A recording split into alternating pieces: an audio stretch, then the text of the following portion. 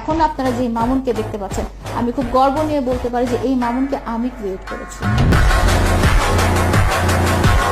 মামুনের সোশ্যাল মিডিয়াতে তার পেজ ভ্যালু একটা ছিল কিন্তু সেটা এই স্টেজে ছিল না। সেটা যেই স্টেজে ছিল সেটা সবাই জানে। রাস্তাঘাটে মার খাইতো, কোন জায়গায় মার খেতো না, রাস্তাঘাটে গিয়ে ও বলে তো যে লায়লার জন্য সম্মানহানি হয়েছে। ওর সম্মানটা কোথায় ছিল?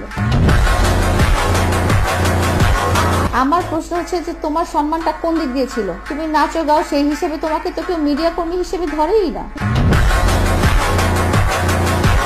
মেইন মিডিয়া কর্মী না, তুমি লাইকিতে নাচো গাও, সেই হিসেবে তুমি যখনই রাস্তায় বের হও তোমার লোকজন পিটাইতে আসে,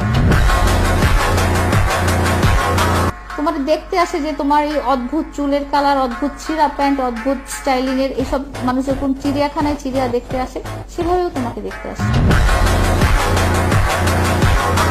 এটাকে তুমি যদি বলো যে সম্মান, তাহলে আমার সম্মানের সংজ্ঞাটাই তাহলে ভুল।